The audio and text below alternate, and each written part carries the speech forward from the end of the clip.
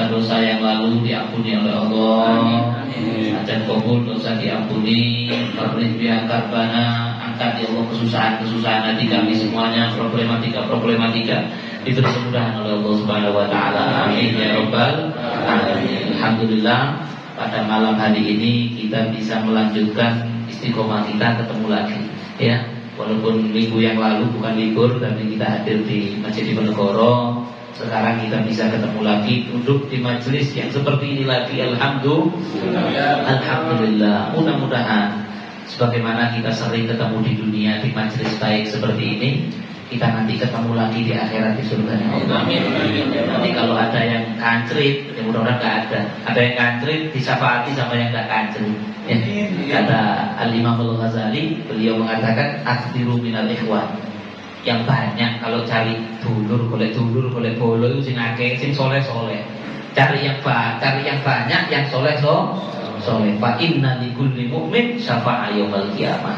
Karena bisa jadi setiap orang mukmin itu bisa memberi syafaat pada hari kiamat. Bukan hanya Kanjeng Nabi.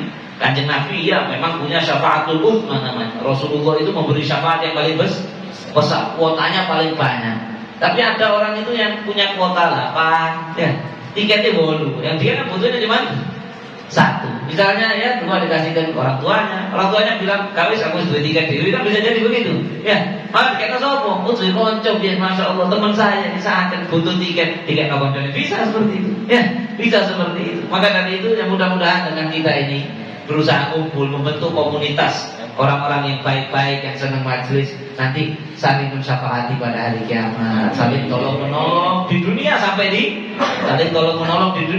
akhirat. Amin ya rabbal alamin. Untuk menyingkat waktu, langsung kita lanjutkan pembahasan kita di kitab Risalatul Jami'ah karya Imam Ahmad bin Zaid Al-Habashi, yang mana kemarin terakhir sudah selesai kita bahas masalah ma'asul lisan, masalah maksiat lisan. Saya ulang sekilas saja. Mulai awal kita bahas masalah riba, mengumpat atau bahasa Jawanya rasan.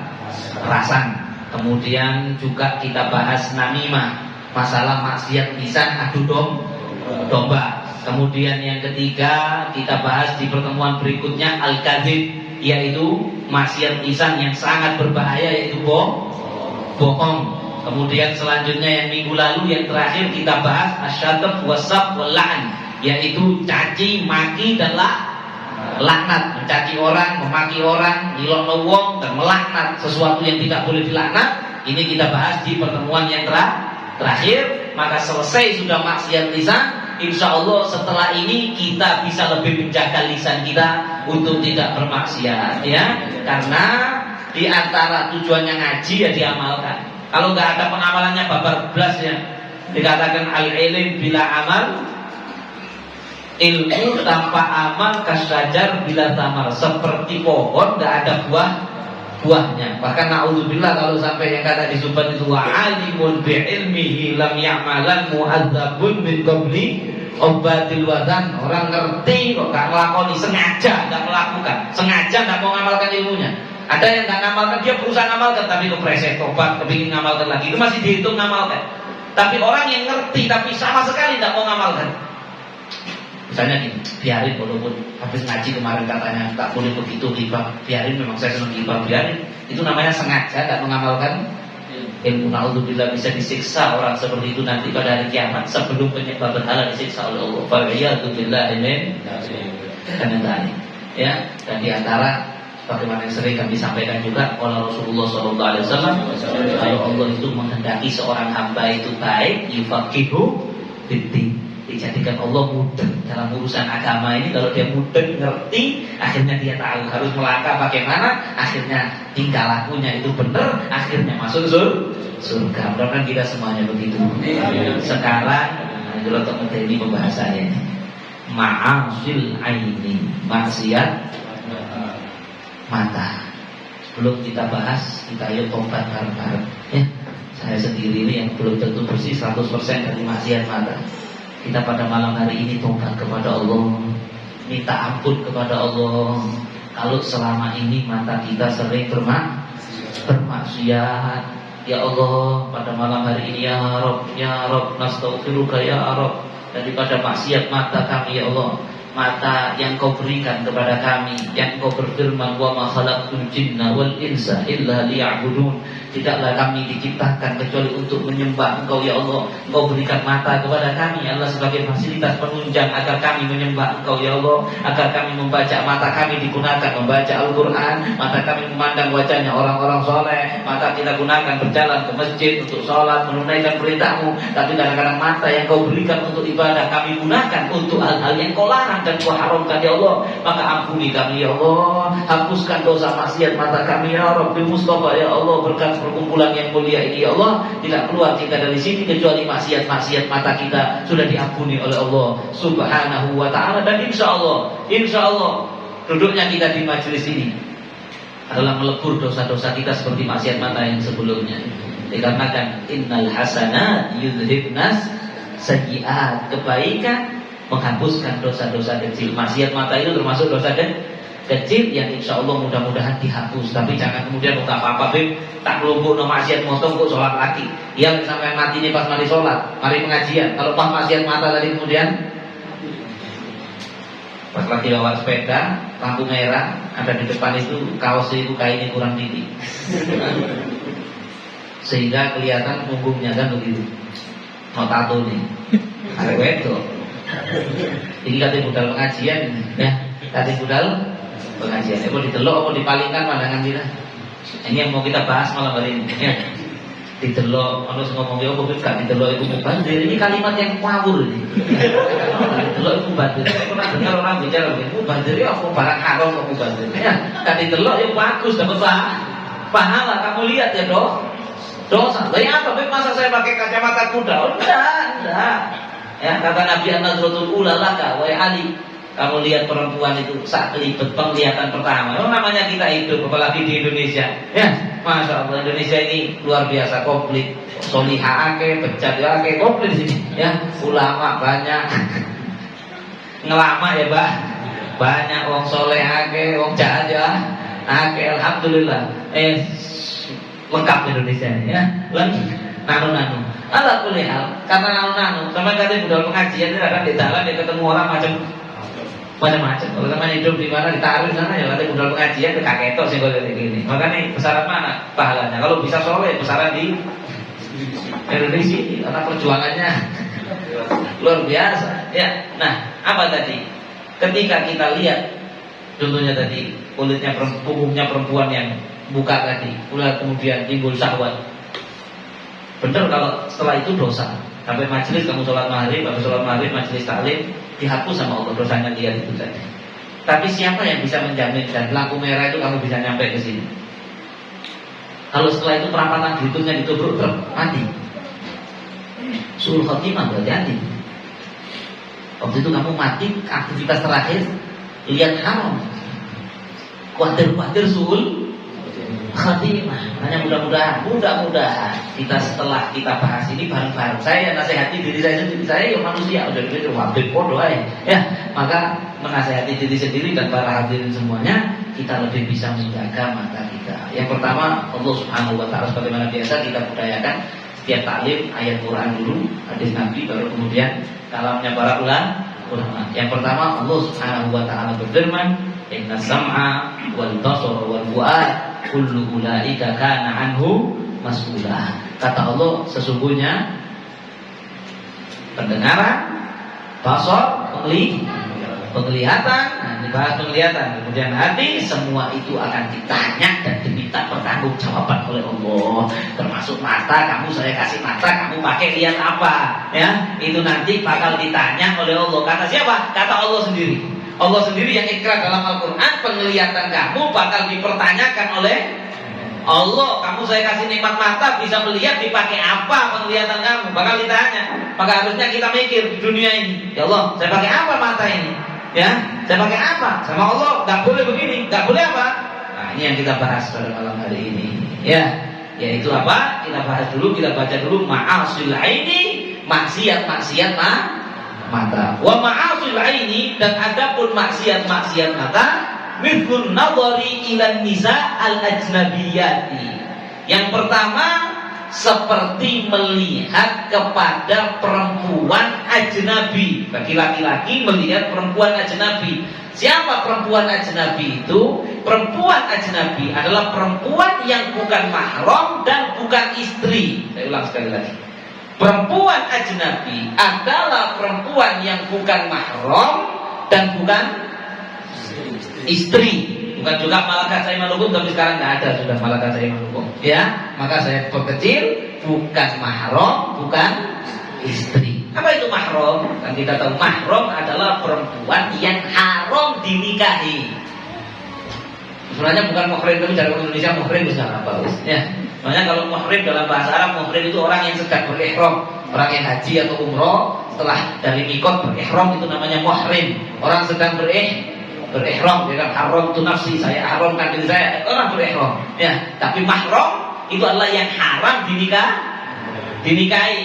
Siapa? Ya kalian sudah tahu. Ya, siapa saja orang yang tidak boleh dinikahi, ya ibu, ya anak perempuan, saudara kandung, saudara saya, kan gitu ya, saudara sesusuan, ya kan, kemudian ponakan dalam arti bukan sepupu bukan mahram. Ponakan itu misalnya saya punya kakak, karena saya punya anak perempuan, itu mahram sama saya. Bule, bude, ya kan, nenek, saudaranya nenek punya adik perempuan, mahram, ya, dengan kita. Wis, mahram bukan, istri juga bukan, itu namanya perempuan ajnabi, orang lain. Mahram bukan, istri bukan. Maka melihat, niat melihat tuh ya, bukan ketok. Ono kan beda. Lihat, ketok, apa ya ketok? Terlihat dan melihat itu beda. Paham tuh? Kelihatan ada perempuan lewat wajah. Tapi deloi. Itu beda. Yang dimaksud di sini yang deloi. Paham?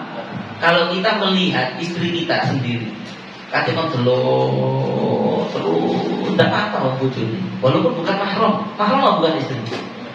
Bukan istri itu bukan mahram. Kalau kadang belum mahram itu salah. Karena kalau mahram nggak boleh dinikahi. Perempuan istri itu ajnabi, makanya dinikahi. Tapi jadi istri jadi halal, mau dilihat dan lain sebagainya jadi halal. Tapi dia tetap bukan mahram, makanya tetap batal wudu dengan istri itu kan begitu. Nah kalau istri dilihati, ya monggo. Tapi kalau bukan mahram, bukan istri kamu lihati, nggak boleh. Itu sudah termasuk maksiat mata. Saya bilang nggak bosan, kami turun dia kalau sini. Malah RK terus diembok, clear akhirnya terus diembok. Ya itu yang nggak boleh. Ya itu yang kita bahas. Itulah maksiat mata. Itu dilarang oleh Allah. Perhatikan firman Allah di dalam surat An-Nur ayat 30. Allah Subhanahu wa taala berfirman, "Qul lil mu'minin yahuddu min absarihim wa yahfazu furujahum dzalika azka lahum innallaha khabirum bima yasnaun." Perhatikan, ayo renungi ayat ini biar waras penyakit jelalatan kita ini, ya, biar bisa paling tidak ya terminimalisir penyakit jelalatan mata kita ini. Ini pesan dari Allah. Allah itu siapa coba? Allah Tuhan yang menciptakan kita. Allah sayang nggak sama kita? Allah sayang nggak sama kita? Kalau sampai nggak meyakini Allah sayang sama sampean, bisa murtad sampean. Karena Allah mengikrarkan banyak ayat di Quran bahwa Allah sangat sayang kepada hamba-hambanya. Dan setiap Allah berfirman dalam Al-Quran, ada syariat itu semuanya ngeman kita atau mencelakakan kita? Ngeman. Allah ngeman kita. Allah nyayangi kita. Allah ngeman kita. Kalau kita punya anak kita mainan backlit atau backlit.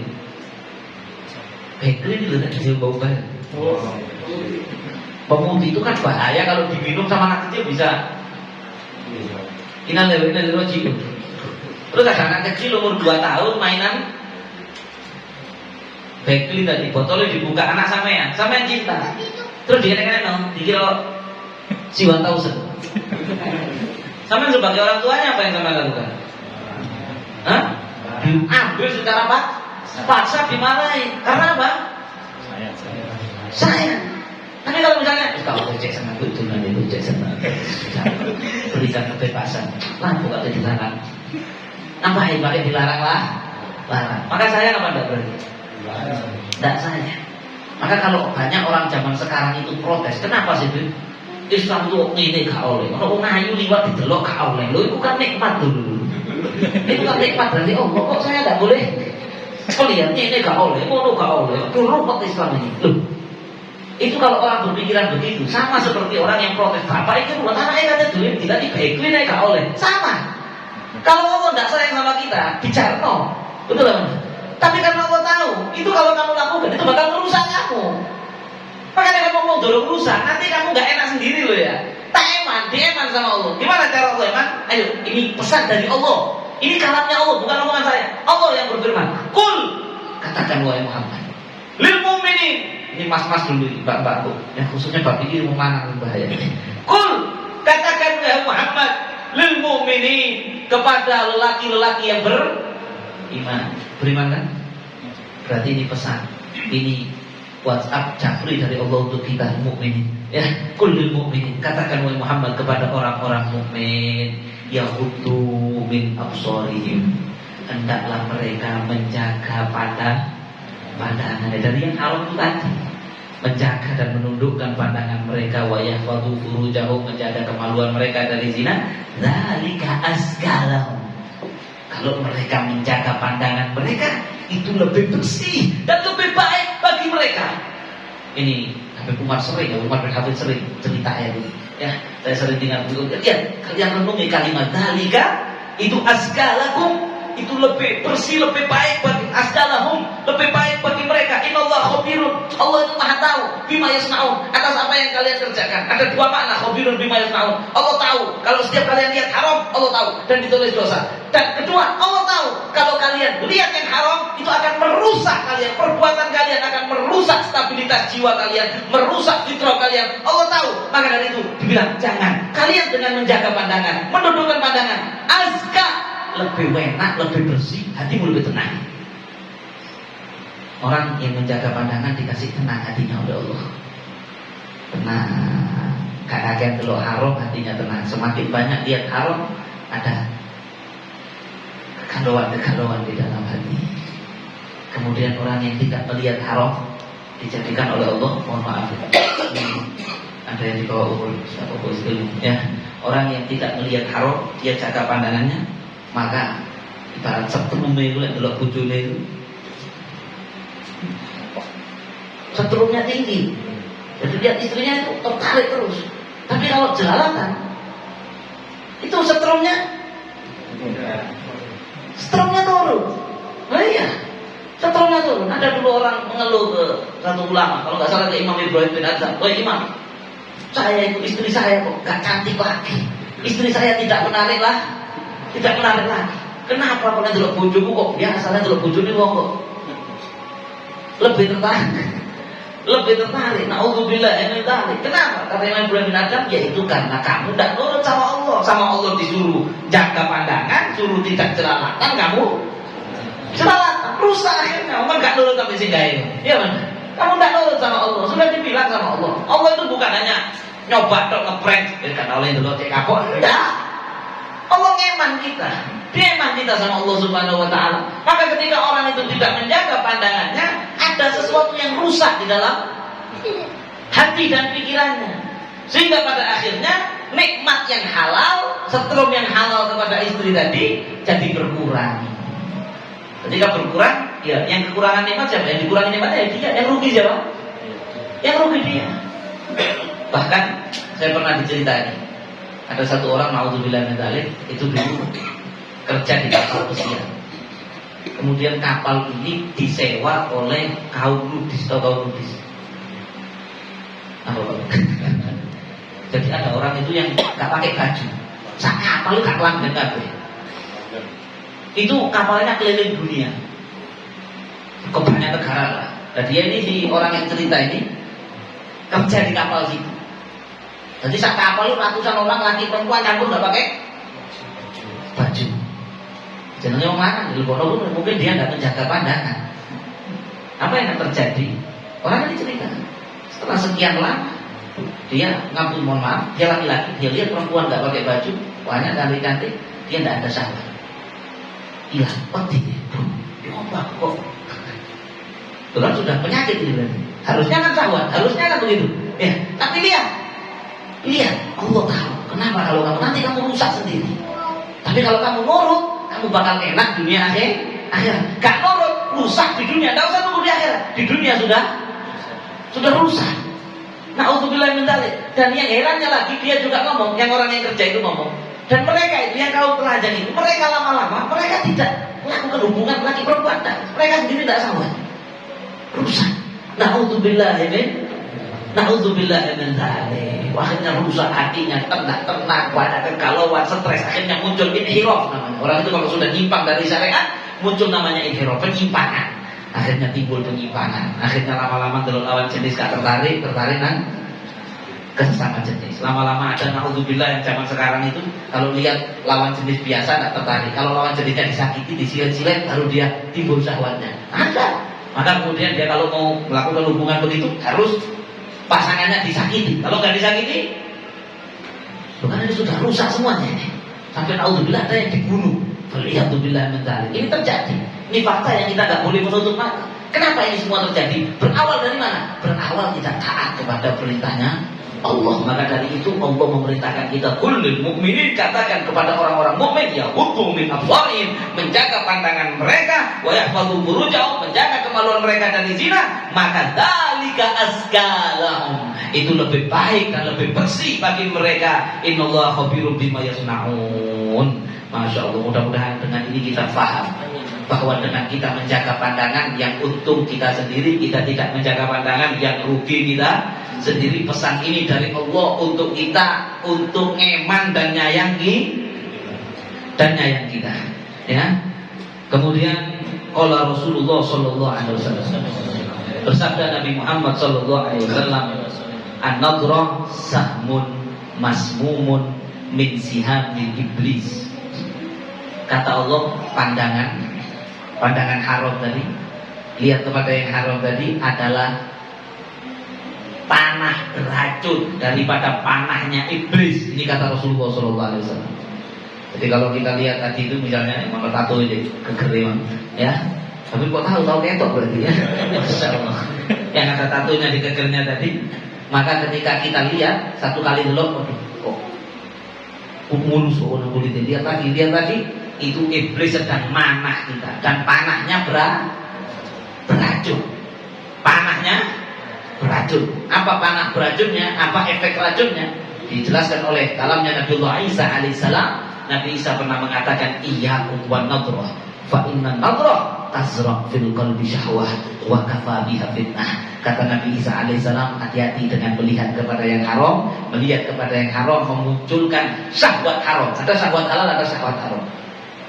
Syahwat halal itu lihat istrinya, kemudian muncul syahwat, kemudian dikumpuli, itu syahwat halal.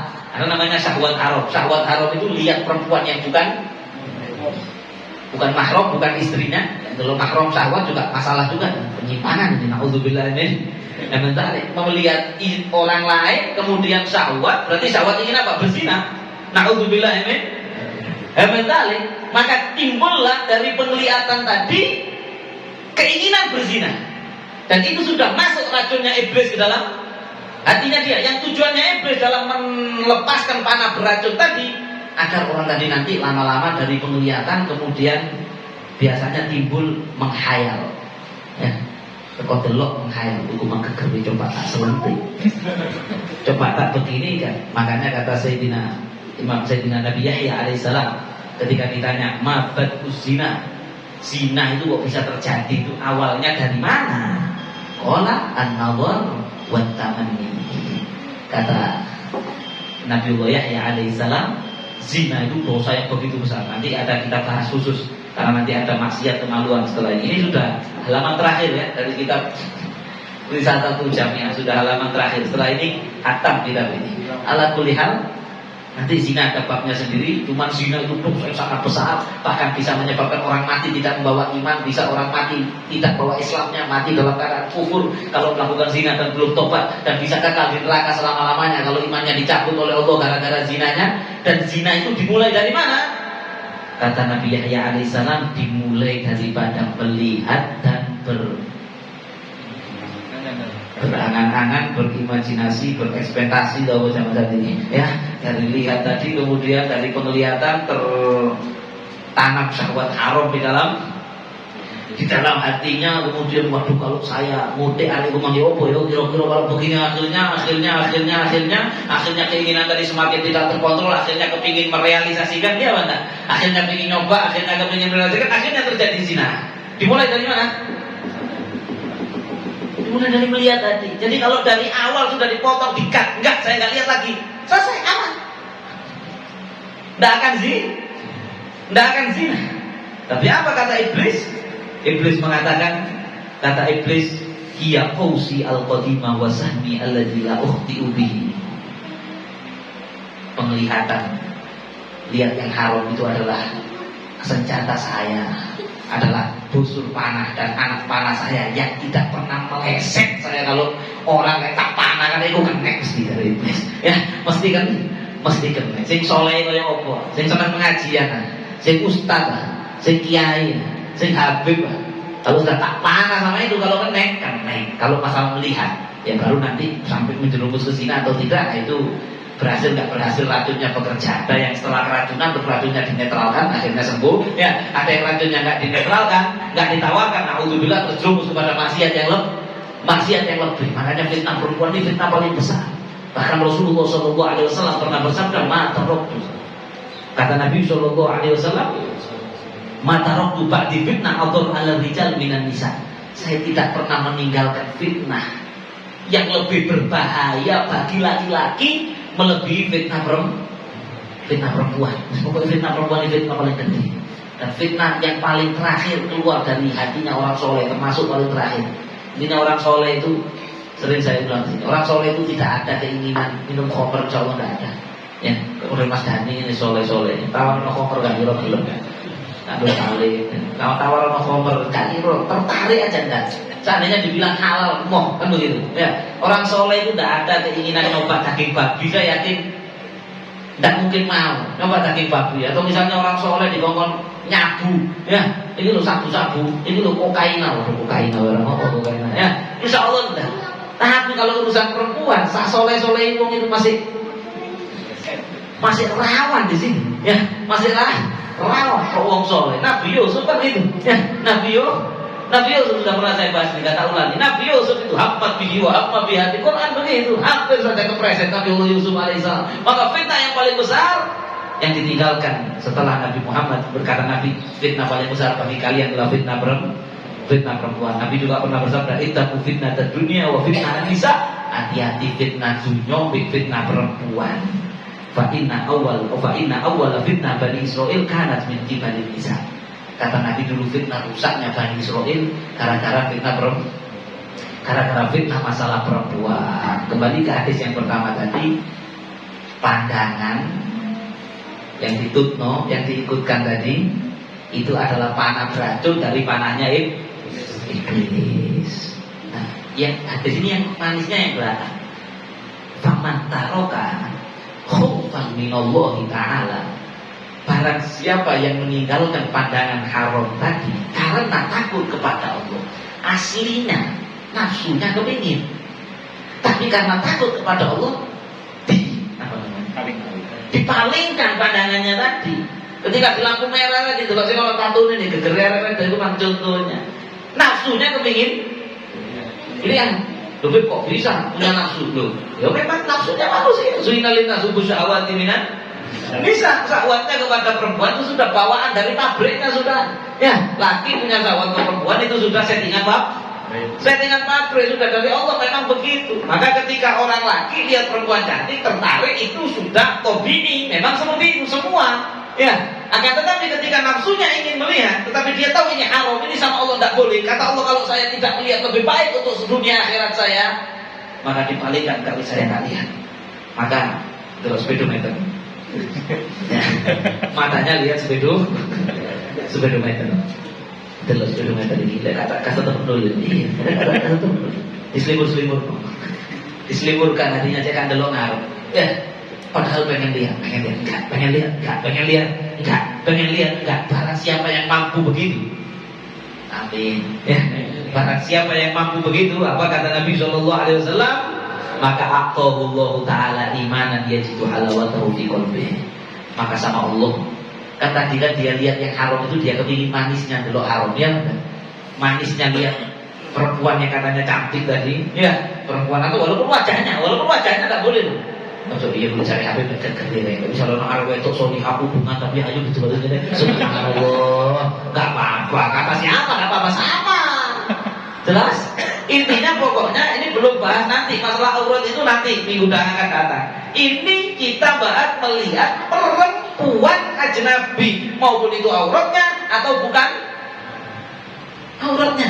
Mandor jendela ini kalau udah tertarik untuk jadi kayak bulu sih haram. Gak apa-apa bukan aurat, enggak tetap haram. Anu kan wajahnya kan adalah kaul yang tidak mengatakan wajah perempuan termasuk aurat. Ya salah pemahaman, tetap haram. Barang siapa yang memalingkan pandangannya tadi, walaupun nafsunya ingin lihat, dipalingkan karena takut kepada Allah, maka rasa manisnya melihat yang cantik tadi diganti oleh Allah dengan manisnya iman di dalam hatinya. Milih mana? Milih manis sesaat tapi menyebabkan hati goncang, menyebabkan galau dan lain sebagainya dengan melihat yang haram, atau ketika kita palingkan walaupun nafsu kita kepingin, kita katakan tidak, kemudian diganteng, diwironi, tahu diwironi sama Gusti Allah, diwironi dengan manisnya iman di dalam hati. Luar biasa. Makanya orang itu kalau saya kok kalau sholat kok sulit khusyuk, saya kok kalau sholat itu imam suwi titik, sujud kesuai titik ngeluh. Bismillahirrahmanirrahim waladhdallin. Amin. Bismillahirrahmanirrahim. Sabbih isma antum. Hapus dari ini maca sabbih. Coba di masjid sebelah sana qul a'udzu birabbil falaq. Ya Allah, padahal sabbih itu enggak terlalu panjang. Itu kadang-kadang protes, Pak, senang imannya itu apa? Kata Nabi, imam itu harus yang pendek. Sabbih itu pendek. Panjang yang dikritik itu kalau model bocor Baqarah, Marwah itu panjang. Yang dulu hadisnya Sayyidina siapa namanya? Astagfirullah, Sayyidina Mu'adz bin Jabal waktu diutus ke Yaman yang baca Baqarah, kemudian ada orang wadul ke kanjeng Nabi, Rasulullah, Mu'adz kalau imamnya terlalu panjang, itu panjang baca Baqarah. Kemudian hadis itu kalau kita baca sampai akhir sama Nabi disuruh baca sabbih, surat yang panjangnya seperti sabbih. Kalau sepanjang sabbih masih protes, itu bacut. Kebacut. Kenapa, Beb? Kok kalau saya sholat kok hati saya nggak bisa menikmati sholat? Kok waktu iritan kok baca rotin, aduh, habis rotin gak mari-mari. Coba diusul pengajiannya gak kate rotin lah enak, langsung aja guyon-guyon. Juga pengajiannya jangan lama-lama, habis baca dua setelah mangan lah mari. Ya, ini tandanya kita tidak menikmati. Iman itu belum manis di hati kita. Kalau orang itu imannya manis di dalam hati, sholat itu seneng, rasa enak, menikmati. Zikir, baca roti seneng, ngaji kayak gini seneng, bahkan gak kepingin bubar-bubar. Begitu bubar sedih, bubar ya, bubar ya. Bahkan dulu apa? Sayyidina Rabi'ah al-Adawiyah itu ketika sholat malam sampai mendekati subuh. Kalau subuh sedih, aduh subuh ketemu wong manis, enak ibadah begini, manis. Nah, kenapa hati kita kok belum bisa merasakan manisnya iman? Rupa-rupanya mungkin kita ini belum menjaga pandangan. Kita tidak menjaga pandangan ini apa? Sering delok sing haram terus itu apa? Kan delok di lampu merah, delok di TV, atau di TV. Saya di HP. Enggak, apa ya Allah? Apa yang sekarang itu video dek itu apa namanya? TikTok. Alhamdulillah saya tidak punya aplikasi. Tapi ono aplikasi sing liyane man. Itu kadang masuk. Aku delok wedok joget, tak delok saya kadang naik kendaraan umum, pesawat di dunia atau di tempat-tempat umum. Ono wong delok arek wedok joget, aku malah ngelirik pisan di HP-nya hari ini. Ku siji diseret ini joget arek wedok mana. Ya Allah, lah ngono terus ya apa kate ngrasakno legine, Pak? Ibadah. Di mana imannya mau terasa manis di dalam hati? Di dalam hati, tanya, tapi apakah sama hukumnya melihat langsung atau di layar kaca? Ya tidak sama, tidak sama. Yang lebih dosa yang langsung. Melihat di layar kaca, kalau tidak syahwat tidak haram. Kalau saya lihat ada perempuan nggak pakai jilbab nyanyi di HP, YouTube. Kalau sama tidak syahwat, masih sebagai ulama mengatakan tidak haram. Tapi lihat menurut derek bulu sih haram, walaupun di TV, walaupun di sentak ya. Terus senang mau ke haram juga ya. Haram walaupun di TV, walaupun di HP Walaupun di HP haram, ya Allah, mudah-mudahan kita bisa memalingkan pandangan kita, mengurangi, meminimalisir, sehingga diberikan oleh Allah manisnya iman di dalam hati, sehingga kalau kita sholat bisa merasakan manis, ya. Kalau kita dzikir bisa merasakan manis. Ada bilang Bib, kalau hidup gak boleh lirik-lirik sana sini, nanti hidup ini kurang berwarna, Bib. Hidup kurang berwarna, hidup kurang bahagia. Astagfirullahaladzim. Yang dikatakan ahlul laili fi lailihim aladzu min ahli lagwi fi lagwihim. Dikatakan orang yang sholat malam, kalau sudah didapatkan, saya juga mungkin masih belum mendapat manisnya iman di dalam hati. Kalau ketika dia sholat itu bahagianya lebih bahagia daripada orang yang sedang masih. Tadi yang saya bilang di kapal pesiar maka kelambian kafe, tapi nggak sahwat, sudah nggak ada nikmatnya. Kadang tukaran di situ, kadang stres depresi di situ, nggak bisa tidur, minum obat tidur di situ. Ya, dia maksiat nggak bahagia lagi. Sedangkan ada orang yang sholat malam, Allahu Akbar, merasa hatinya tenang, sewenang, ya itu namanya iman terasa manis, dan itu hadiah dari Allah bagi siapa yang bisa menjaga pandangan. Ola Nabiullah Dawud alaihissalam ibni Sulaiman, mengatakan Nabiullah Dawud alaihissalam kepada putranya Nabi Sulaiman, ya bunayya imshi khalfal asad wal aswad ay al hayya wala tamshi khalfal mar'ah. Wahai anakku, mending kamu jalan di belakangnya macan atau jalan di belakangnya ular yang berbisa atau macan yang memangsa, itu lebih aman bagi kamu. Tapi jangan jalan di belakangnya perempuan yang kamu lihati dari belakang. Ini nasihat dan wasiatnya Nabi Daud kepada putranya Nabi Sulaiman. Maksudnya apa?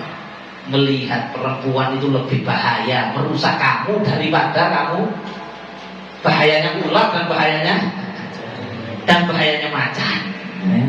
Orang bisa terjerumus zina, bisa rusak rumah tangganya, bisa ini, bisa itu, macam-macam. Kalau saya mau bicara efek dampak negatifnya macam-macam. Maka kalau kamu bisa menyelamatkan mata pandangan kamu daripada melihat perempuan yang haram, maka itu lebih baik bagi kamu daripada kamu menyelamatkan dirimu daripada singa dan daripada ular. Karena singa, macan dan ular itu hanya bisa membahayakan duniawi kamu, tidak bisa membahayakan akhirat kamu. Ya, kita sekarang jalan ketemu ulo kobra, motor sulit, ya, barang sulingan tanpa di jadi loy, kilawang lur kemudian langsung dipatok mati. Saya mau tanya, apakah nanti dia bakal dimarahi malaikat? Kenapa kok dicopot dulu? Kan tidak mungkin. Ya udah, takdirnya matinya dicopot. Oh, kalau dia soleh, baik, dicopot dulunya mulai ke masjid, dalam pengajian, ya husnul khotimah masuk surga. Intinya digigit ular tidak bisa membahayakan nasib akhiratnya dia. Digigit macan juga gitu, cuma membahayakan dunianya dong. Tapi kalau perempuan tadi bisa merusak dunia akhirat. Makanya kata Nabi Daud dan Nabi Sulaiman, mending ulo be macan. Jangan kamu buntuti perempuan atau melihati perempuan yang tidak halal bagi kamu. Bahaya, sangat-sangat berbahaya. Makanya dulu ceritanya Nabi Musa itu di Quran. Surat apa itu? Ya, bacaan ihda umatan si alas tehiyat. Saya lupa. Ada ininya di Quran itu yang menceritakan Nabi Musa alaihissalam waktu ngambilkan air, ya, kedua anaknya Nabi Shu'aib. Itu kan waktu itu singkat cerita perempuan itu jalan di depannya Nabi Musa di belakangnya. Itu Nabi Musa langsung menyalip perempuan itu. Bukan menyalip gini, bukan, ya, menyalip, apa bahasa Indonesia menyalip, mendahului. Padahal waktu itu si perempuan ini diutus sama Nabi Shu'aib untuk undang Nabi Musa ke rumahnya Nabi Shu'aib. Sedangkan Nabi Musa baru pertama kali datang ke Madian, nggak tahu jalan, nggak tahu rumahnya Nabi Shu'aib di mana. Lah ini perempuannya anaknya Nabi Shu'aib. Lah waktu perempuan ini jalan, kan harusnya memang Nabi Musa di belakangnya. Hanya ini melok nggak tahu jalan. Tapi dalam ayat itu diceritakan di tafsirnya, Nabi Musa mendahului perempuan ini karena Nabi Musa tidak mau melihat badannya, padahal nggak pakai baju ketan tuh ya. Tapi tetap nggak pantas, kasarannya delok burine wong wedok nggak pantas, diselip sama Nabi Musa. Setelah nyelip, Nabi Musa baru sadar, saya nggak tahu rumahnya di mana, jalannya kemana. Akhirnya Nabi Musa ngomong, Mbak, kalau waktunya belok kanan, lemparkan kerikil ke kanan. Kalau waktunya belok kiri, lemparkan kerikil ke kiri. Sampai begitunya Nabi Musa tidak mau jalan di belakangnya perempuan. Kita sekarang nggak ono uang melaku di rembong toh, kita sepeda motoran nggak barengan. Jadi gonceng namanya. Apa barang itu digonceng digonceng nempel la haula wala quwata illa billah. Kadang malah kita lagi jalan, ada tetangga kita perempuan, masya Allah nggak mahram sama kita, bukan istri kita mandang di situ, diajak ngobrol. Suami saya sudah pulang kan? Belum kan? Diajak ngobrol di pulang begini, depan begini begini. Ya apa? Tapi kalau tidak boleh bicara dengan perempuan yang bukan mahram? Boleh, kalau ada perlu. Tapi kalau ngomong jangan dilihat wajahnya. Jelas? Ngomong jangan dilihat. Ini saya marahin diri saya sendiri. Kalau ngomong sama perempuan itu matanya dipinggirkan gini. Lihat foto lanangnya tak apa. Bahkan Rasulullah SAW jangan sama perempuan, sama laki itu Rasulullah tidak senang mendatangi. Kalau ngobrol lihat wajahnya orang jadi nanti kan. Pandangannya tidak sebentar dipinggirkan. Kalau laki, kalau perempuan nunduk Rasulullah SAW. Nanti ngomong gak dilihat. Nanti kalau saya ngomong orangnya gak lihat, saya dianggap gak menghargai. Lu kebalik. Kalau tidak melihat lelaki ngobrol sama perempuan, tidak dilihat wajahnya, berarti dia menghargai. Kalau dilihatin malah nggak menghargai. Kenapa sih? Sekarang misalnya saya belum tentu nunduk, mudah-mudahan ya bisa setelah ini. Ada perempuan datang sama saya, Assalamualaikum Habib. Terus saya mau ada perlu sama jenengan, Habib. Boleh nggak saya jawab? Boleh. Terus, oke, ngapa Mbak? Tak lihat terus ini. Kenapa Mbak? Itu saya malah nggak menghargai. Wong itu bukan istri saya. Betul nggak? Bisa jadi istrinya orang. Atau kalau bukan istrinya orang, bisa jadi dia itu ya putrinya orang yang bukan istri saya. Dan saya nggak mau nikahin dia, tak duluin dong. Kok enak? Bener-bener. Kan kurang ajar. Saya menikmati kecantikannya tanpa saya menikahinya, apalagi istrinya orang. Saya kurang ajar sama suaminya. Betul apa tidak? Berarti saya nggak menghargai dia kalau saya lihat. Kalau saya nggak lihat, saya tahu ini bukan hak saya. Saya nggak boleh, nggak saya lihat. Berarti saya menghormati perempuan ini tadi. Jadi harus dirubah mindset. Yang kalau nggak tak dulu, koyo-koyo nggak menghargai. Balik malah kalau liatin nggak menghargai. Jelas? Dan itulah ajaran yang diperintahkan Allah, dan itulah yang dicontohkan Rasulullah. Laqad kana lakum fi Rasulillahi uswatun. Dalam diri Rasulullah ada suri tauladan yang baik. Walaupun pas ngobrol, tapi kepingin lihat apa. Sekarang tidak, dia dapat manisnya iman di dalam hati. Ingat itu iblis lagi mau mana sampean, jangan dilihat. Ya Allah, mudah-mudahan bisa begitu. Sampai lihat orang-orang soleh, ulama, wasolehin ada. Ya, kadang kalau ngobrol sama perempuan gimana? Ada satu hati dulu saya masih ingat diwawancarai sama wartawan perempuan. Ya, ngomong. Wartawannya di depan tadi enggak dilihat, matanya di sana. Ya. Malah respect, saya yakin juga perempuannya malah respect. Masya Allah, mereka jelalatan gitu maka. Dan sebenarnya perempuan tuh kalau lihat lelaki terlalu jelalatan, ya jijik sebenarnya, betul betul. Ya, sebenarnya jijik dan respect, Masya Allah, ini menghargai perempuan. Dan dulu kehormatan seorang perempuan mukminah itu di zamannya Rasulullah itu luar biasa. Sehingga kalau ada perempuan jalan di delok wong lanang, sing lanang itu diatem nungsa kampung dulu. Zaman sekarang kan enggak. Bahkan sekarang banyak suami-suami dayus. Suami yang kalau istrinya dilihat sama orang lain malah bangga. Ini loh bojoku, sama mana loh bojoku? Suami gendeng gini kan. Ini loh istri saya. Ini loh, mah. Ini loh mah, koncoku mah ini mah. Ini koncoku, iya. Ini loh mah, koncoku enggak cerita. Nah, ini loh bojoku. Ya apa bojoku perawatan? Mulus saja ini saja. La haula wala quwata. Ya Allah, akhir zaman ini, akhir zaman cemburu hilang dari hati seorang suami yang baik di mata Allah adalah suami yang pencemburu. Kalau sudah suami itu tidak pencemburu, itu namanya dayuth. Dayuth la yadkhulul jannah. Kata Nabi, dayuth tidak bisa masuk surga. Suami itu harus pencemburu. Suami itu kalau jalan sama istrinya, oke lah, anggap istrinya nggak pakai cadar. Istri saya sendiri belum pakai cadar. Ya, anggap istrinya nggak pakai cadar. Oke, masih ada kok yang memperbolehkan. Tapi kalau lewat ada laki-laki, mah, aja delok. Kalau bisa wajahmu tutup kono sama kerudungmu angkatin ini. Ada teman saya laki-laki, nggak mau, nggak rela istrinya dilihat sama. Begitu harusnya, ya harusnya begitu. Si laki-laki yang sadar, itu bojone konco kurek, itu istrinya teman saya lewat, maka saya mengalihkan pandangan. Dulu sahabat-sahabat Nabi itu senang duduk-duduk di pinggir jalan. Ya nongkrong lah zaman saat ini. Ya, duduk ngobrol-ngobrol ngelubuk. Sedangkan kadang-kadang di jalan ya ada perempuan lewat. Yang lewat itu ya istrinya sahabat yang lain, kadang-kadang putrinya sahabat yang lain. Maka Nabi mengatakan, iya aku berjulus di turuqah. Karena Nabi hei para sahabat, kalau bisa tidak usah duduk-duduk di pinggir jalan.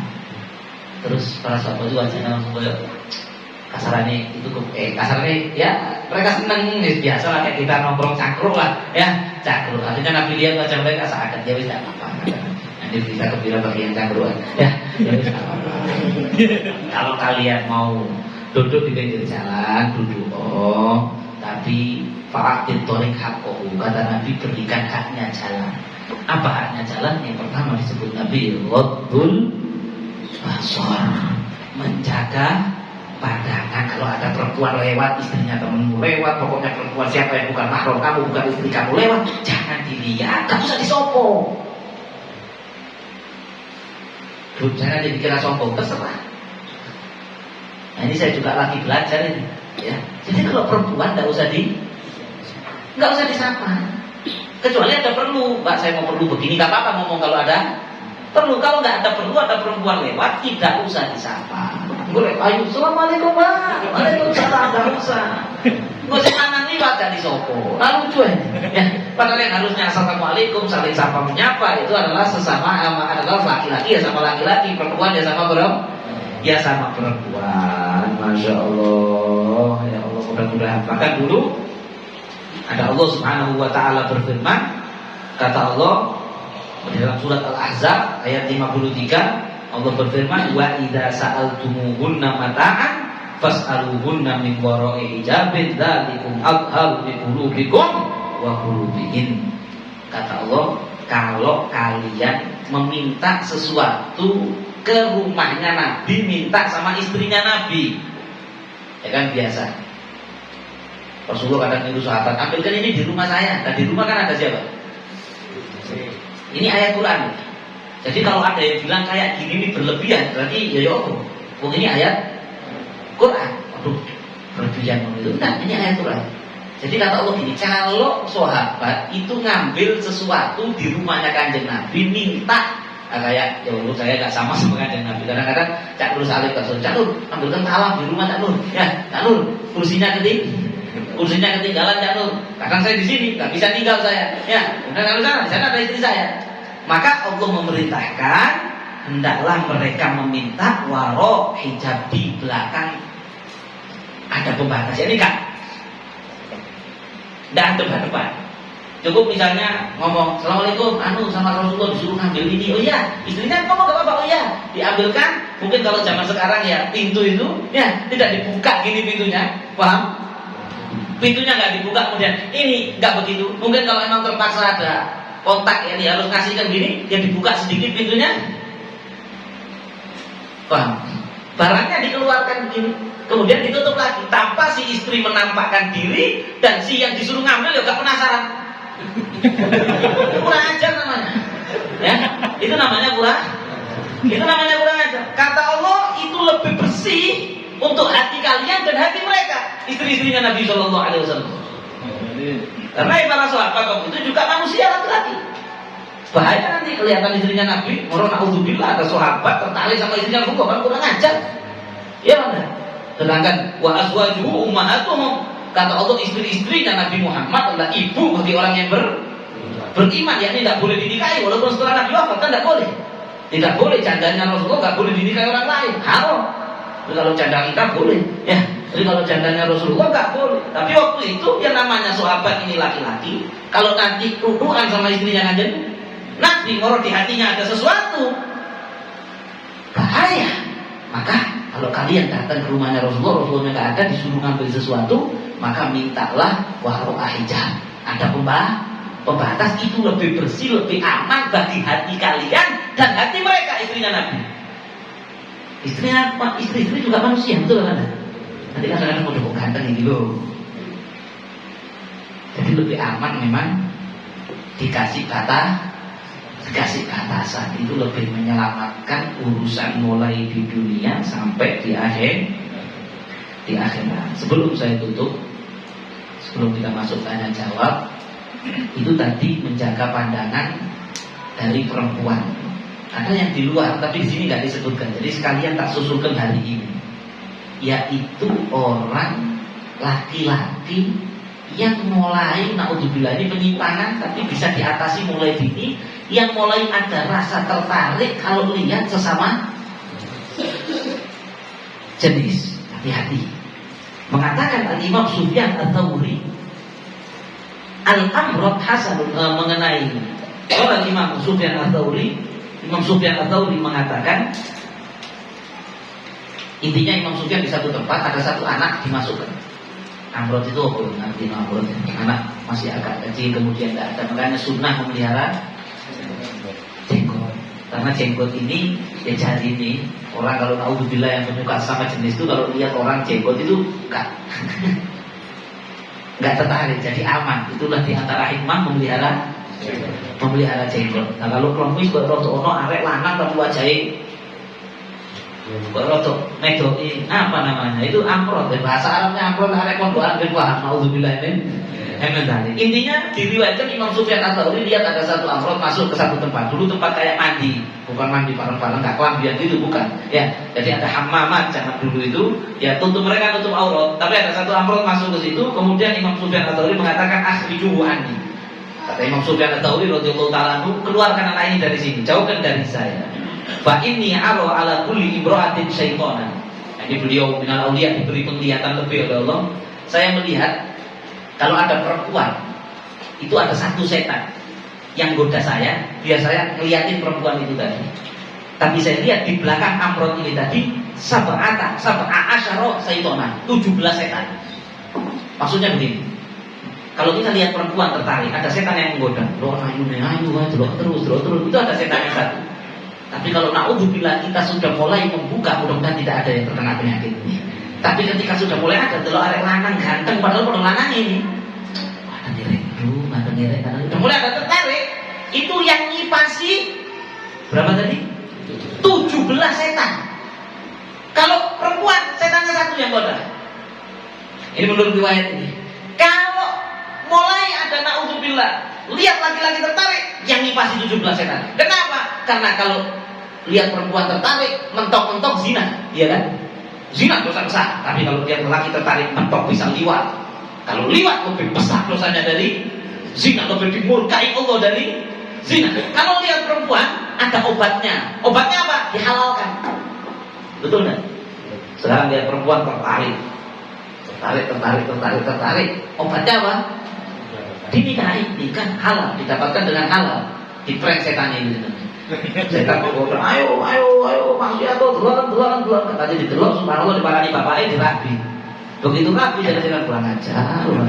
Dia kali dari aku dia kali. Tapi kalau tertarik kepada naudzubillah tadi, kepada laki-laki tidak ada obat halalnya. Ada obat halalnya untuk menyalurkan itu, tidak ada. Maka gimana? Ya harus dihindari semaksimal mungkin, dan naudzubillah kalau sampai ada harus dilawan semaksimal mungkin. Tapi insya Allah tidak ada yang seperti itu. Dan karena itu menyimpang dari fitrah. Tapi kadang-kadang naudzubillah bisa terjadi. Ya kita sedia payung sebelum hujan. Ya. Kemudian saya tak maulah memperpanjang masalah ini lah. Kalau etis, tapi insya Allah tidak ada lah. Kalau kita dijauhkan oleh Allah Subhanahu wa ta'ala. Ya. Tapi kalau ada yang naudzubillah ini kali merasa saya kok naudzubillah, mudah-mudahan kok ada rasa ini, itu harus diperangi sama nangis orang Allah, jangan dilihat. Ini juga haram, juga termasuk maksiat mata. Lebih pada lanangi tetap maksiat mata. Karena kamu melihat syahwat, kamu delok siwak syahwat itu dosa. Misalnya ada dosa kamu lihat siwak tiba-tiba syahwat, itu haram. Ya, itu haram. Waduh, saya kalau lihat teman saya itu, masya Allah, delok kulitnya putih, masih bodoh lanangi, orang aku kok kawan. Haram, tapi kan sama lakinya, Ben. Maka ketika seperti itu sampai berduaan sama dia, haram seperti berduaan sama perempuan. Goncengan sama dia haram sebagaimana goncengan sama perempuan. Sampai bersepi-sepi di satu tempat dengan dia, berdekatan, berdempetan dengan yang naudzubillah benar-benar nggak ada yang seperti ini. Haram, bahkan lebih haram daripada berduaan dengan perempuan karena nanti itu lebih dosa daripada sama perempuan.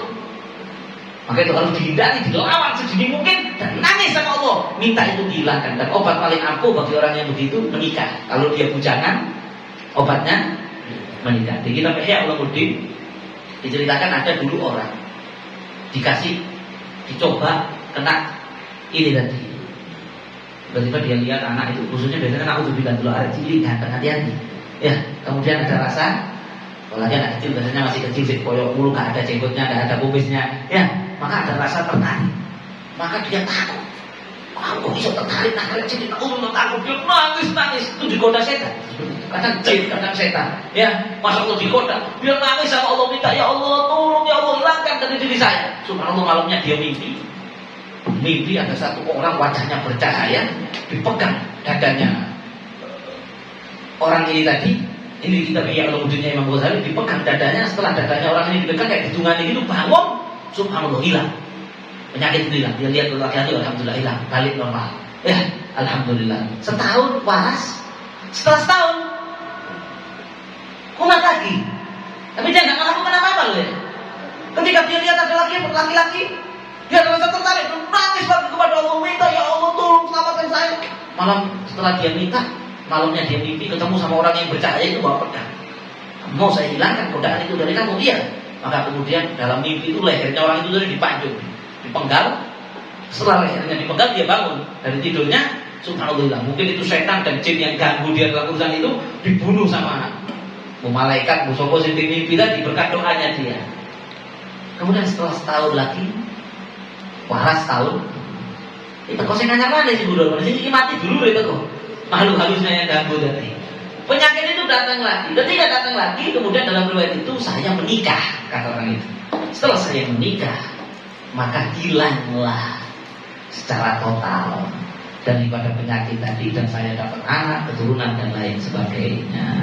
Ya, mudah-mudahan kita dijauhkan oleh Allah Subhanahu Wa Taala dari penyimpangan seperti itu. Ya Allah, itu sangat dimurkai Allah. Dan juga walaupun mas perempuan tadi kan akan menyimpang, tapi tetap haram. Ya, kita bisa menghindarinya. Dan terakhir itu gimana kalau kita sudah berusaha lihat tapi saya kadang delok, kemudian kadang ya timbul syahwat, timbul ekspektasi, timbul begini bagaimana. Kata Nabi al-mar'ah tidak akbalat ala surati syaitan. Kata Nabi, perempuan kalau sudah datang kadang dia dalam bentuk setan, dikipasi setan, koyok-koyok menarik padahal gak sepiro.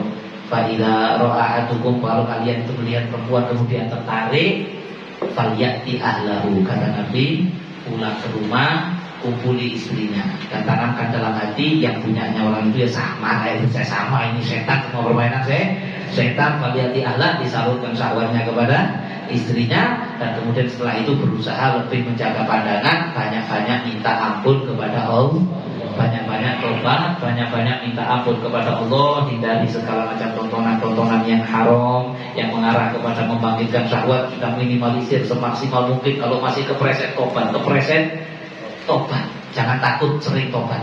Dan nanti setan itu bisa begini, wah kamu tobat nanti lihat lagi, nanti lirik lagi, kamu sekarang tobat besok jelalatan lagi, besok di lampu merah lihat lagi tobat apa, kamu itu tidak malu sama Allah. Itu bisikan setan. Tidak, walaupun sampai mengulangi dosa yang sama satu hari 70 kali tidak rugi. Yang penting waktu tobat itu ada niat ikhlas anil dzanab. Ya, ada niat tidak mengulangi lagi, saya tidak mau ulangi lagi, benar-benar dari hati, prakteknya kepreset lagi, ya tobat lagi. Tapi kalau sengaja, kamu bisa ditobat boleh ya, itu tidak boleh. Itu namanya menghina Allah Subhanahu. Itu namanya musirun ala ma'asi, na'udzubillahi min dzalik. Mudah-mudahan bermanfaat. Ada yang bilang, nah kalau nggak punya istri, kan tadi katanya suruh datang istrinya. Kalau nggak punya istri, orang video makanya. Ya masyaallah syabab, manis tato amikumul ba'ah, kalian tasawwur. Ya anak-anak muda, kalian kalau sudah ba'ah, kalian tasawwur, cepat-cepat ini. Fa innahum aghaddu lil basar. Kata Nabi, orang menikah itu lebih aman dalam mengamankan pandangan, wa ahsanul farj, dan lebih aman dirinya dari berzina. perzinahan. Bapak lam yastati, duwe gak duwe bondo ya, bondo gak duwe saya masih sekolah begini. Pak Ali sum yang banyak puasa. Jadi sering poso, wae nahu itu perlindungan. Kalian kalau puasa kalau nak itu ayu diwatis kata dia harus estekan kalau ini kalau begitu loh ini dulu estekan akhirnya aman. Kenapa telak karena duhur kok poso. Kalau misalnya awan luwe ya masa luwe masa lampu merah gitu sing kegereon tatu nih man. Tapi dia dalam keadaan poso lah lapar ini tak pati sahwat. Saya yakin tidak begitu tertarik ya. Terus bayang di bayangan itu masya Allah kok kulit sate ya. Akhirnya fa'innahu lahu wija. Akhirnya puasanya tadi menjadi pelindung ya. Yang nggak senang poso ya dua pilihan menikah atau puasa. Ya kalau ya enak milih menikah memang milih puasa. Ala kulli hal ya, mudah-mudahan bermanfaat. Ini yang bisa sampaikan. Kemudian ada pertanyaan dipersilakan. Mau nanya apakah dosa zina bisa diampuni? Kedua, ada istilah anak haram hasil selingkuh. Yang pertama, apakah dosa zina bisa diampuni? Allah Subhanahu wa taala berfirman, "Qul lil ladzina asrafu ala anfusihim la taqnatu min rahmatillah, innallaha yaghfiru dzunuba jami'a." Katakan wahai Muhammad, bagi orang-orang yang telah berbuat dosa banyak, mendolimi dirinya sendiri, dosa besar termasuk melakukan dosa besar seperti zina, la taqnatu min rahmatillah, jangan pernah merasa putus asa dari rahmatnya Allah. Innallaha yaghfiru dzunuba jami'a. Allah bisa mengampuni semua dosa, mau kecil, mau besar, ya. Kayak zina itu dosa besar, bisa nggak diampuni Allah? Bisa. Jangan putus asa. Nah, dulu kita sudah pernah bahas ya di sini alias ya, membahas masalah jeleknya sifat putus asa dari rahmatnya Allah. Jadi bisa diampuni, bisa. Bahkan mudah diampuni oleh Allah. Tadi di Burdah kita baca apa? Ya nafsulah taqnati min zallatin 'azumat innal kaba'ira fil ghufranika lamami. Wahai jiwa, jangan pernah merasa putus asa daripada dosa besar yang pernah kamu lakukan. Sesungguhnya dosa besar kamu kalau dibandingkan luasnya ampunannya Allah kalamam, dosa kamu hanya seperti sesuatu yang kecil yang gampang dihapuskan oleh Allah. Cuma bedanya dosa zina itu kan dosa besar, tidak bisa hilang dengan yang kalau tadi saya bilang kalian lihat perempuan tertarik, kemudian kalian sholat jamaah, kalian hadir majelis, walaupun nggak niat tobat dihapus sama Allah. Tapi pahala sholat kalian dikurangi, pahala majelis kalian dikurangi buat hapus dosa. Tanpa tobat pun bisa terhapus. Itu kalau dosa kecil. Makanya kata Nabi, sholat ila sholat satu kepada sholat yang lain. Kemudian al-umroh ila umroh. Misalnya kalian tahun berapa? Pernah umroh misalnya ada yang tahun 2001 umroh, ya. Kemudian tahun 2010 umroh. Ini kan selama 9 tahun ini maksiat tak kira-kira? Maksiat tak kira-kira selama 9 tahun ini? Maka mukaffirat lima bainahuma. Maka 9 tahun itu dihapus semua oleh Allah bersama. Dosa kecil. Idan studi batil kabair, selama dia tidak melakukan dosa besar. Jadi saya nggak pernah umroh. Asolah ila sholat.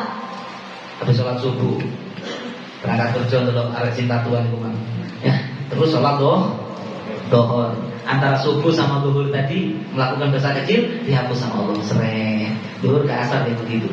Ramadan ila Ramadan, dia mau rahmati Gusti Allah besarnya. Dari Ramadan tahun ini kita puasa, Ramadan tahun depan di tengah-tengahnya ada dosa kecil 2 bulan dihapus. Idat itu dibatil kabair kalau bukan dosa besar. Kalau besar seperti zina nggak bisa terhapus.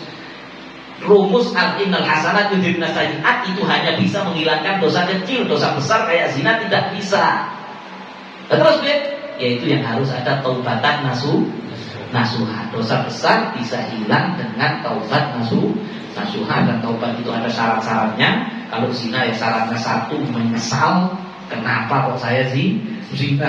Menyesal seandainya waktu bisa diulang, saya tidak akan melakukannya. Nyesal, Anda dapat taubah. Nyesal itu adalah tobat. Kemudian setelah menyesal, dia itu tadi ikhlas dan dia betul-betul berazam kuat tidak akan melakukan zina lagi seumur hidup, dan dia berusaha untuk betul-betul tidak melakukannya. Kemudian dia minta ampun, nangis kepada Allah, minta ampunan betul-betul, insya Allah diampuni oleh Allah. Allah. Yang kedua, anak haram. Sebenarnya bukan anaknya yang haram, kelakuannya wong tuane iki sing haram. Ya, sebenarnya bukan anaknya yang haram. Tetap kullu maulud yulad 'alal fitrah. Setiap anak yang lahir itu lahir fitrah. Fitrah itu fitrah Islam, mukmin, bersih anak itu. Walaupun lahir daripada hubungan zina. Yang dosa siapa?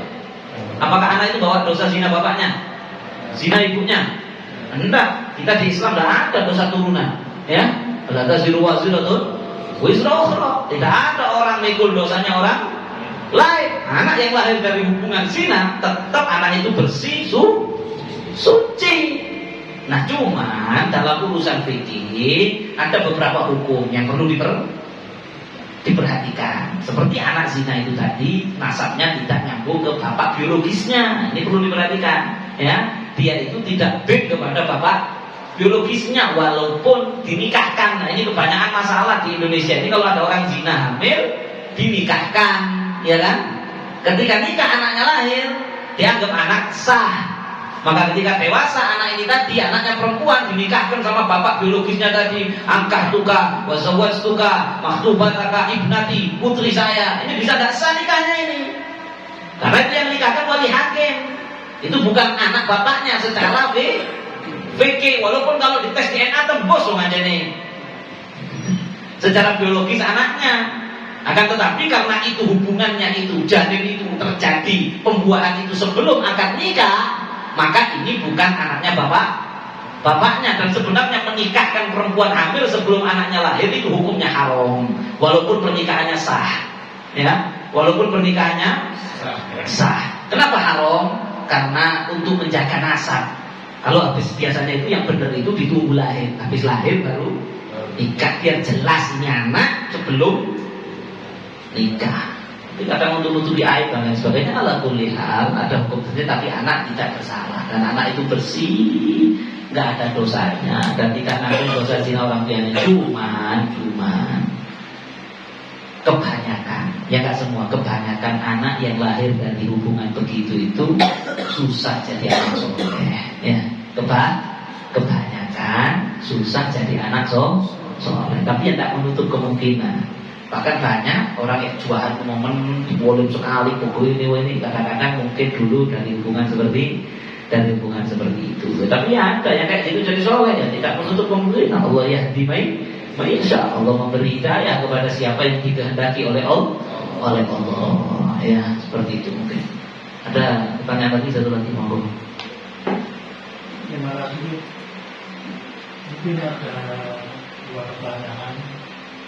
Yang pertama, seorang rumah tangga muslim mempunyai anak janda.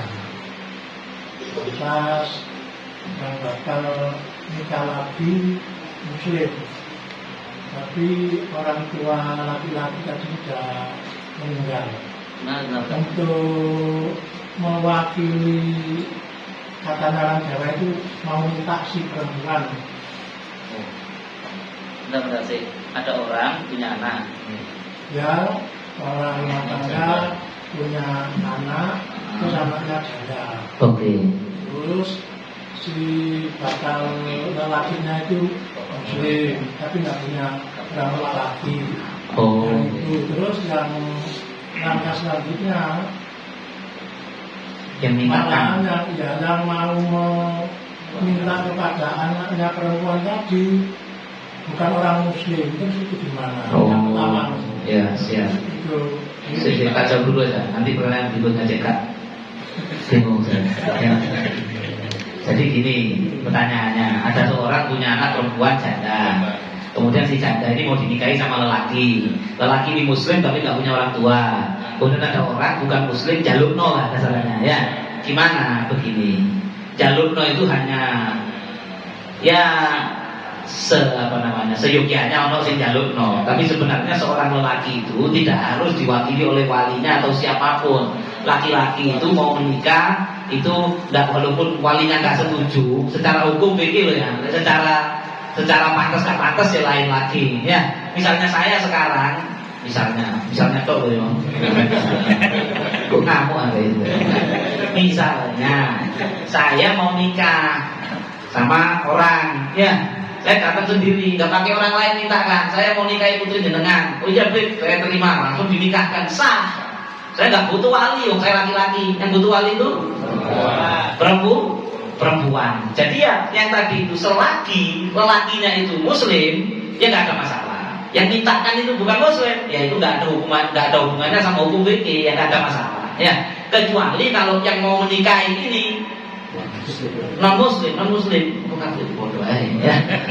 Mau nikahi non muslim, ya tidak boleh. Sudah pernah kita bahas jelas hukumnya tidak sah seorang non muslim menikah dengan perempuan yang bukan muslim. Adapun dari bagian jalur nonton tidak ada masalah, ya tidak ada masalah. Itu hanya apa ya? Ya, pantas-pantasan seremonial yang tidak ada hubungan dengan sah tidak sahnya pernikahan. Yang penting calon pengantinnya ini muslim. Yang kedua,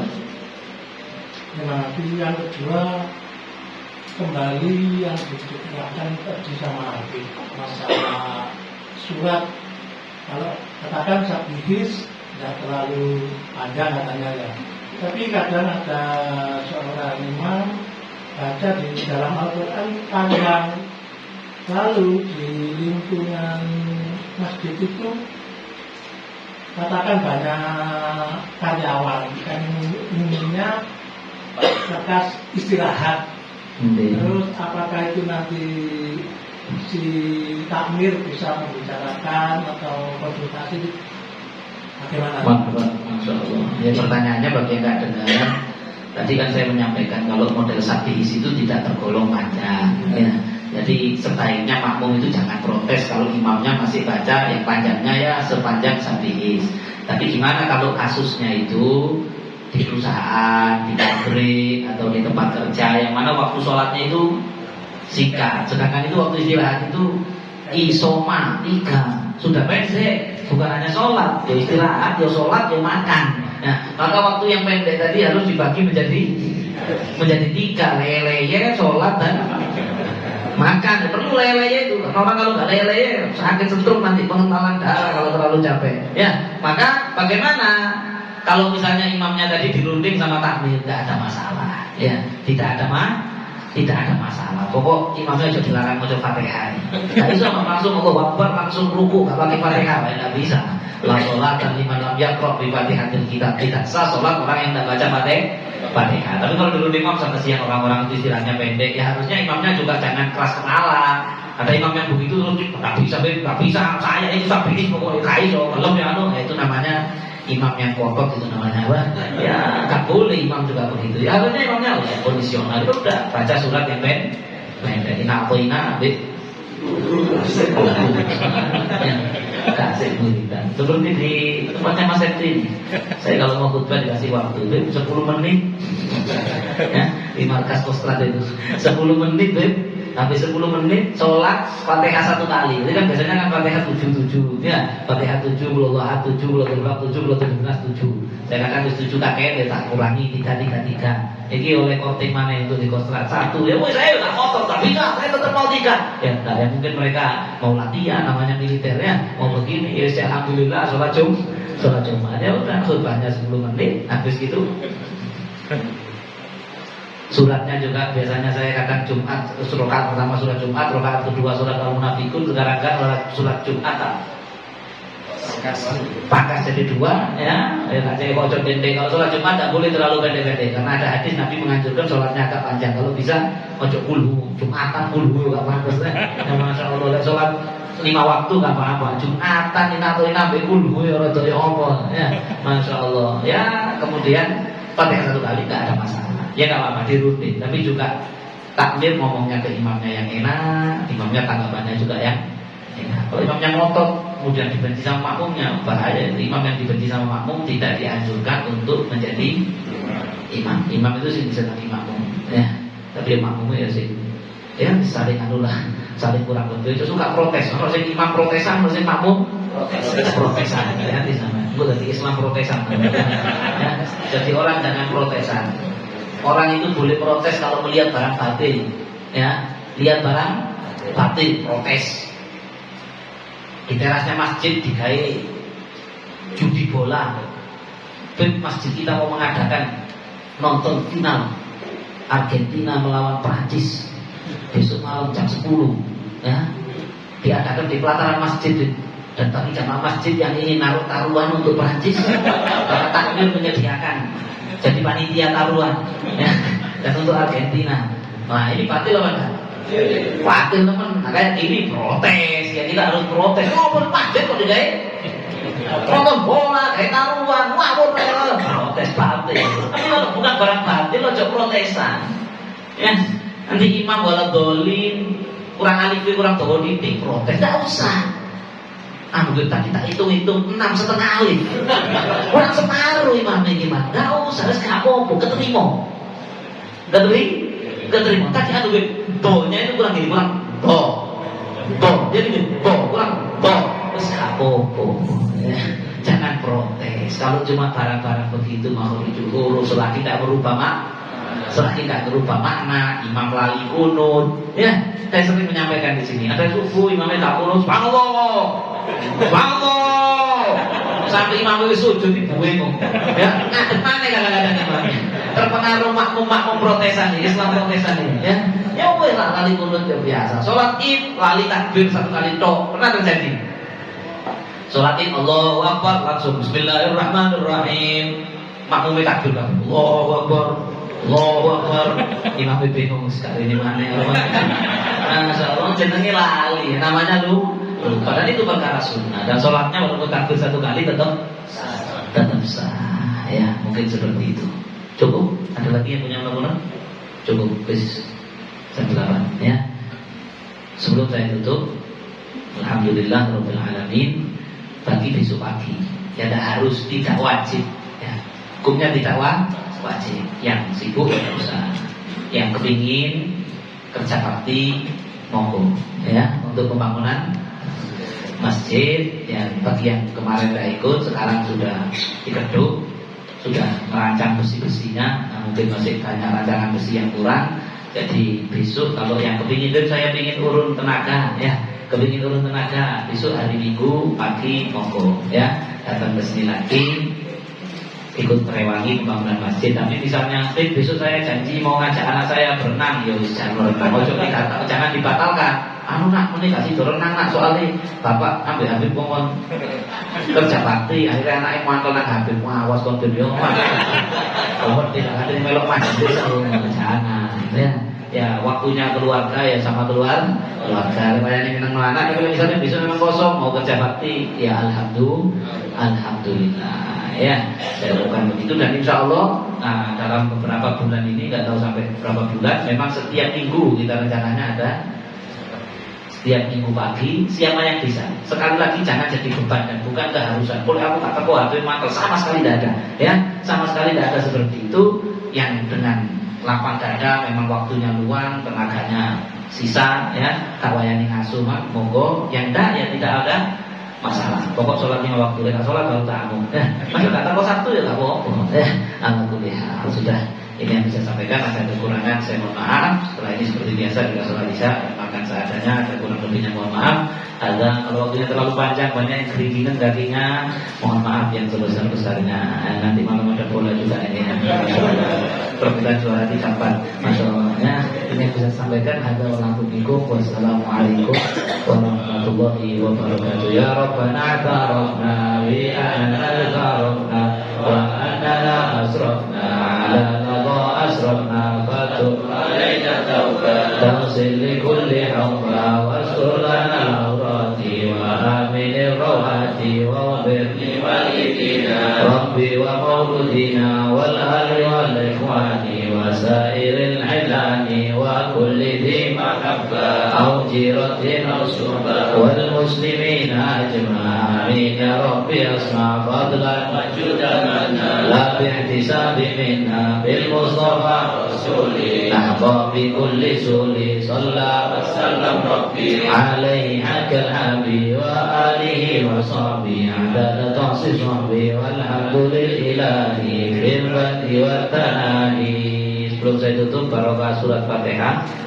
Nah ini Akhina Habibullah lawak video ini baru punya ke anak, alhamdulillah, anak laki-laki yang diberi nama Muhammad Mustafa. Kita doakan mudah-mudahan jadi anak soleh, kebanggaan kepada kedua orang tuanya, dijaga, dijauhkan daripada segala fitnah, dan dijadikan anak ini membanggakan orang tuanya di dunia sampai di akhirat insyaallah. Diberi keberkahan oleh Allah ala hadiniya wa kullinya salihah wa ila hadratin Nabi sallallahu alaihi wasallam. Al-Fatihah.